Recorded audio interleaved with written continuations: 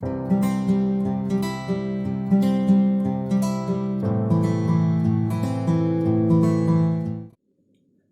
Private tuition YouTube চ্যানেলে তোমার সকলকে স্বাগতম।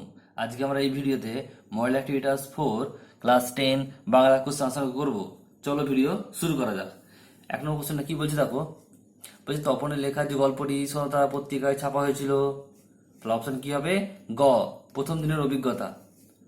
তারপরে দুইটা দেখো 1.2 বলছে পাঠ্য অসুখী একজন কবিতাটির অনুবাদককে। উত্তর হবে খ, নবরুণ ভট্টাচার্য। 3 নম্বরটা দেখো 1.3 আফ্রিকা কবিতায় রবীন্দ্রনাথ ঠাকুরের যে কাব্য গ্রন্থ রয়েছে সেটা হচ্ছে গ, পত্রপুট।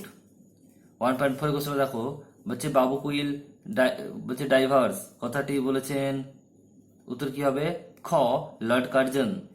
আর 1.5 এর দেখো কোশ্চেনটা, বলছে যে কাব্যগ্রন্থটি শঙ্কর ঘোষের লেখা নয়, তাহলে কি হবে উত্তর? ক, দিন ও রাত্রি। নেক্সট দেখো, নেক্সট বলছে দুই দাগের 2.1 বলছে কথাটি শুনে তপনের চোখ মার্বেল হয়ে গেল। কোন কথা শুনে তপনের চোখ মার্বেল হয়ে গেল? উত্তর, তপন তপন তার বালক বয়সের কোনোদিন কোনো লেখকের সচক্ষে দেখেনি। কবি লেখকরাও যে সাধারণ আমাদের মতো সাধারণ বাস্তব জগতে প্রাণী, এই কথাটি তপন জানতো না। তাই সে যখন শুনল যে তার মেসো একজন লেখক, তখন বিস্ময়ে তার চোখ মার্বেলের মতো হয়ে গেল। নেক্সট কোশ্চেন দেখো 2.2 বলছে অসুখী একজন কবিতাটি পাবলো নেরুদার কোন কাব্যগ্রন্থের অন্তর্গত? উত্তর, অসুখী একজন কবিতাটি পাবলো নেরুদার এক্সট্রাভেগেরিয়া কাব্যগ্রন্থের অন্তর্গত। 2.3 কোশ্চেন দেখো, বলে হারিয়ে যাওয়া কালি কলম প্রবন্ধে প্রাবন্ধিক কার লেখা জ্যামিতি বই পড়েছেন বলে জানিয়েছেন? উত্তর, বলছে হারিয়ে যাওয়া কালি কলম প্রবন্ধে প্রাবন্ধিক ব্রাহ্মমোহন মল্লিকের জ্যামিতির বই পড়েছেন বলে জানিয়েছেন। নেক্সট দেখো, বলছে 2.4 বলছে আফ্রিকা কবিতায় দিনের অন্তিমকাল কিভাবে ঘোষিত হয়েছিল? উত্তর, অশুভ ধ্বনিতে দিনের অন্তিমকাল আফ্রিকা কবিতায় ঘোষিত হয়েছিল। নেক্সট দেখো 2.5 বলছে আয় আরো বেঁধে বেঁধে থাকি কবিতায় কবি পায়ে পায়ে হিমানির বাঁধ বলতে কি বুঝিয়েছেন? উত্তর, বলছে হিমানি শব্দের অর্থ হলো বরফের বাঁধ। বরফের মধ্যে দিয়ে পথ চলা যেমন দুষ্কর এবং বিপজ্জনক, ঠিক তেমনি প্রতি পদক্ষেপে বিপদের কথা বলেছেন লেখক এই উক্তির মধ্য দিয়ে। নেক্সট দেখো দেখো কোশ্চেনগুলো কি বলছে। 3.1 কোশ্চেনে কি বলছে? ওর হবে বক্তাকে কেন তার এমন মনে হয়েছে? উত্তর, বলছে আশাপূর্ণা দেবী রচিত জ্ঞানচক্ষু গল্পে উদ্ধৃত উক্তিটির বক্তা হলেন তপনের ছোট মেসো মশাই। বলছে গল্পের প্রধান চরিত্র তপন ছোট্ট বয়স থেকেই সে গল্প লিখতে ভালোবাসে। তপনের বয়সের ছেলেমেয়েরা যেসব গল্প লিখতে পারে, কিন্তু তপন তাদের ব্যতিক্রম। তপন লেখে তার স্কুল ভর্তি হওয়ার প্রথম দিনের অভিজ্ঞতা, অনুভূতি। লেখক মেসো এর ব্যাপারটি বড় ভালো লাগে এবং আলোকচুক্তিটি করে। নেক্সট দেখো 3.2 এর কোশ্চেনটা কি বলছে? অসুখী একজন কবিতায় কার মাথার উপর বছরগুলো কেন পরপর পাথরের মতো নেমে এসেছিল? উত্তর, কবি অপেক্ষায় দাঁড়িয়ে থাকা সেই মেয়েটির মাথার উপর বছরগুলি পরপর পাথরের মতো নেমে এসেছিল, কারণ কবিতার প্রেমিকাকে জানায়নি যে তিনি কখনোই আর ফিরে আসবে না। কিন্তু জীবন তো আর থেমে থাকেনি। বৃষ্টিতে কবির পায়ের দাগ মুছে গেছে এবং ঘাস জন্মেছে রাস্তায়, এবং আস্তে আস্তে বছরগুলো পাথরের মতো হয়ে নেমে আসছিল। নেক্সট কোশ্চেন দেখো 3.3 হচ্ছে আমরা ভিখারি 12 মাস বলতে কবি কি বুঝিয়েছেন? উত্তর, আয় আরো বেঁধে বেঁধে থাকি কবিতাটিতে শঙ্কর ঘোষ আমরা ভিখারি 12 মাস বলতে কবি মানুষের দৈনিক দুর্দশার কথা তুলে ধরেছেন। কবি বোঝাতে চেয়েছেন মানুষের মান, প্রতিকূলতা, যন্ত্রণার ক্ষত নিয়ে বেঁচে আছে। মানুষ নানা প্রতিকূলতার কি বলছে যুগ যন্ত্রণা নিয়ে বেঁচে আছে। এই মানুষগুলি প্রকৃত ইতিহাসে প্রতিফলন হয়নি। তাই কবি আলোচ্য অংশে অবহেলিত মানুষের কথা তুলে ধরেছেন। নেক্সট দেখো কোশ্চেনটা বলছে 3.4 বলছে উদ্ভ্রান্ত আদিম যুগের কথা আফ্রিকা কবিতায় কিভাবে উল্লেখিত হয়েছে। উত্তর, আদিম যুগে মহাবিশ্ব তথা আমাদের পৃথিবী ছিল অশান্ত, ধীরে ধীরে তা শান্ত হয়। সে সময় সবকটি মহাদেশ ছিল একই ভূখণ্ডের অন্তর্গত। এরপর বিভিন্ন মহাদেশ মহাদেশ তাদের মূল ভূখণ্ড থেকে আলাদা হয়ে যায় এবং সশস্ত্র মহাদেশ হিসেবে আত্মপ্রকাশ করে। এই বারবার রদবদলে স্রষ্টা যখন নিজেই সৃষ্টির প্রতি অসন্তোষ তখন স্রষ্টা বারবার তার সৃষ্টিগুলিকে বিধ্বস্ত করেছিল। তারপরে তার 3.5টা কি বলছে, বলছে আমি যেখানে কাজ করি সেটা লেখালেখির অফিস। সেই অফিসের চিত্রলেখা কিভাবে প্রস্তাবিত করেছেন।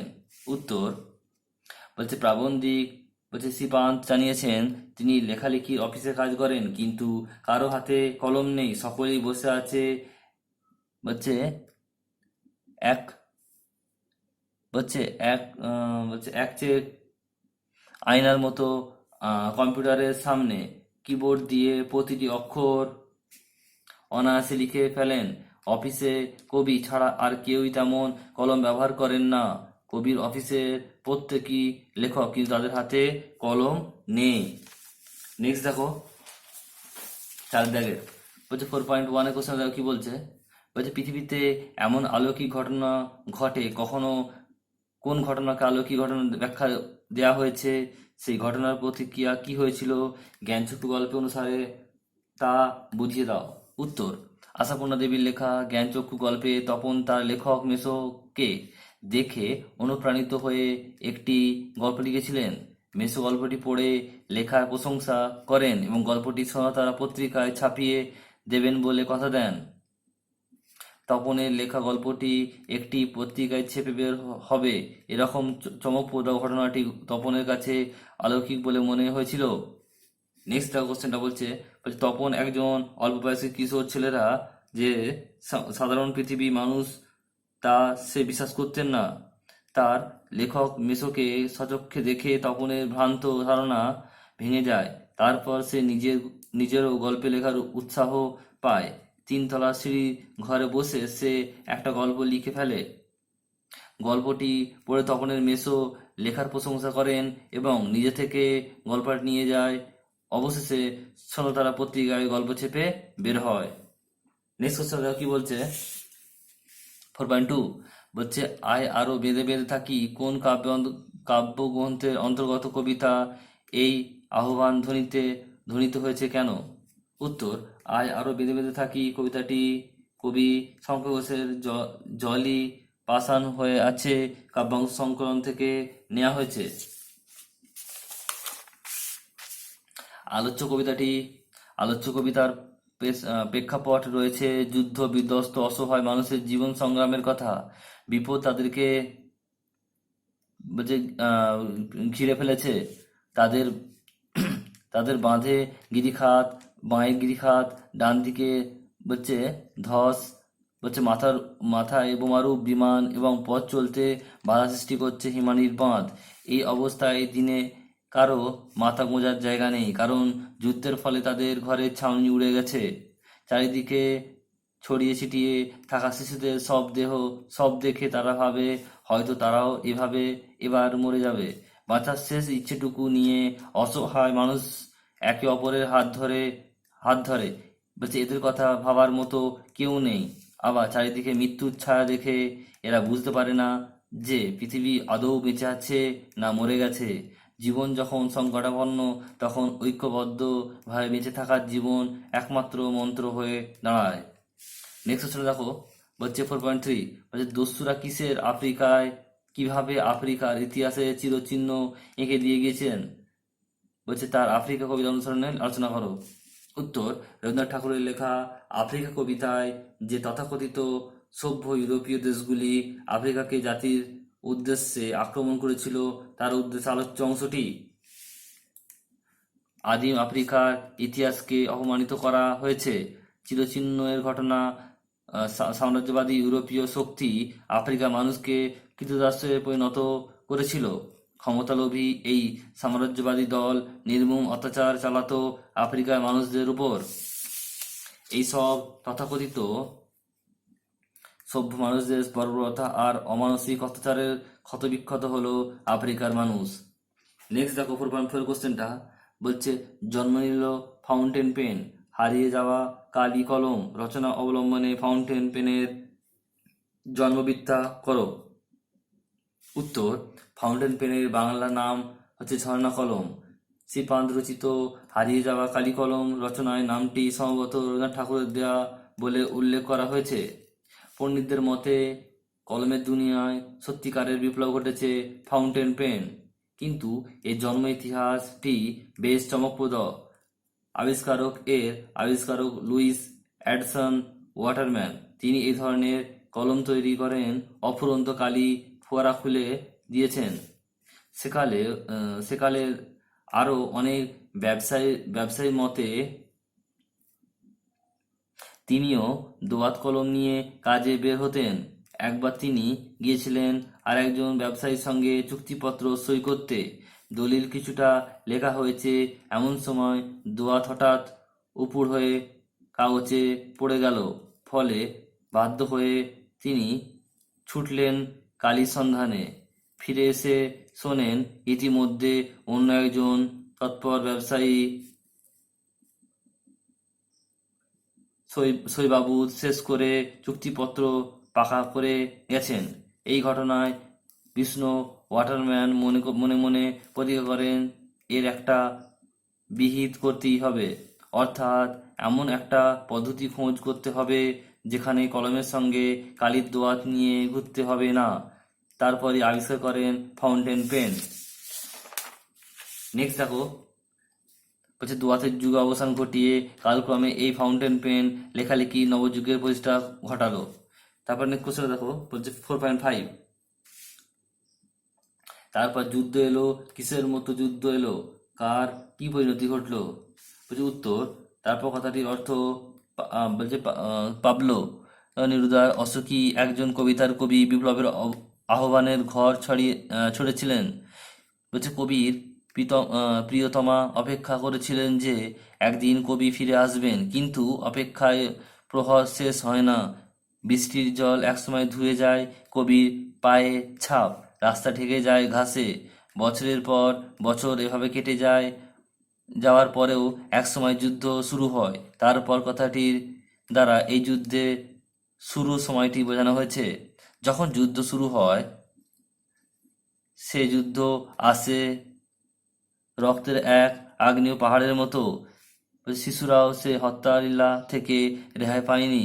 মানুষের বসতি ধ্বংস হয়, আগুন লেগে যায় সমতলে। যেসব দেবতারা মন্দিরে ধ্যানমগ্ন ছিল হাজার বছর ধরে, তারা উল্টে গিয়ে টুকরো টুকরো হয়ে যায়। অর্থাৎ ধ্বংস আর বিশ্বাসের ফাটল ঘটে একই সঙ্গে। কবির ফেলে আসা প্রিয় কড়ি, বারান্দা, গোলাপি গাছ, চিমনি, প্রাচীন জল তরঙ্গ ইত্যাদি যাবতীয় স্মৃতি যুদ্ধের তাণ্ডবে চূর্ণ বিচূর্ণ হয়ে যায়। নেক্সট কোশ্চেন দেখো,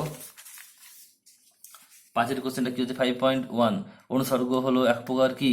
উত্তর হবে ঘ, অব্যয় পদ। তারপর কোশ্চেনটা কি বলছে দেখো, বলছে 5.2, বিভক্ত কখনই লুপ্ত হয় না। উত্তর কি হবে ক, কর্মকারকে। তারপর 5.3 কি বলছে, নির্দেশকের একটা উদাহরণ দাও। তাহলে অপশান কি হবে, অপশান ঘ, গুলি। এখানে দেখো বঙ্গ অনুবাদ করতে বলছে home is the first school where the child learn his first lesson, he see hear and beg learn at home. It is home that build his character. বলছে in a good home honest and healthy made. তা কি বলছে, উত্তরটা কি হবে, গৃহ হলো ছাত্রছাত্রীদের প্রথম বিদ্যালয়, যেখানে শিশুরা তাদের প্রাথমিক শিক্ষা গ্রহণ করে। শিশু দেখে, শোনে এবং সেখানেই তার প্রথম শিক্ষা শুরু করে। গৃহ হলো এমন এক স্থান যেখানে শিশুদের চরিত্র গঠন হয়। উন্নত মানের পরিবার সৎ ও সুস্থ মানুষের তৈরি করে। আশা করি বন্ধুরা তোমার সকল প্রশ্নের উত্তর পেয়ে গেছো। যদি ভিডিওটি ভালো লাগে একটু লাইক করে দিও। তোমার যদি চ্যানেলে নতুন হও তাহলে সাবস্ক্রাইব করতে ভুলবে না। ভিডিওটি বন্ধুদের সাথে শেয়ার করতে ভুলবে না। Thank you.